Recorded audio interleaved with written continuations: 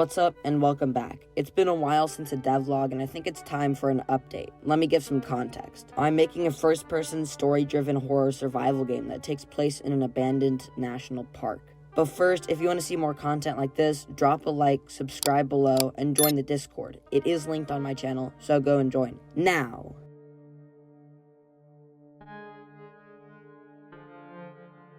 So I was kind of supposed to make a trailer and a generator system, but Grounded 2 happened. By the way, it's a great game and you should go check it out. So, to make the game more playable and actually testable, I would need to design some UI for the game.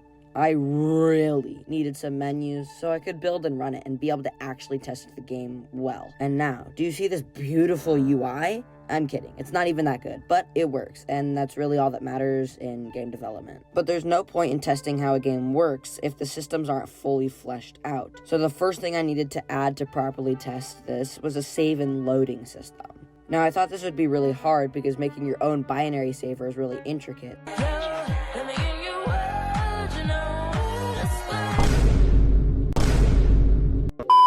So I had no idea what to do, but I decided to still look at the Unity Asset Store.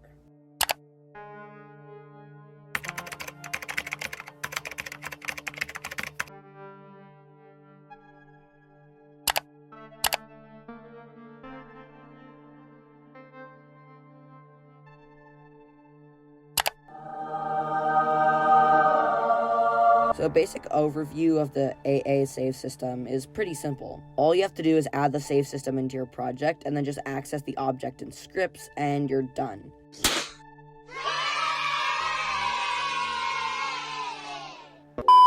It's completely free to use, so go and download it now and support the creator for it. So from a comment on my last devlog from the Lord Dackle, I've decided to add a VHS filter over the player's screen. To explain this VHS filter, the game views from a camera on the player's head. I know it's the most based option, but it works. Also, it makes sense why the player is there, because they want to see what happened and they're trying to record the evidence that they will ultimately find. The game desperately needed a tutorial, and it also needed progression logs to prevent the player from skipping progression. So I added some debris to make the tutorial actually make sense, and some nice triggers and barriers to actually make the game feel good. I also added some much needed fog, as the player could see way too far and it looked really wonky without it. This, along with the tutorial, UI, and VHS filter, made the game's environment much better. I also added some branding, where I made a logo for our game studio and a desktop icon. Which game studio? Broken Eye Studios, which includes me and 2 other mystery people. They'll be mentioned at a later date. So I know I should have probably done more than I have, but I haven't posted about this game in almost 2 months.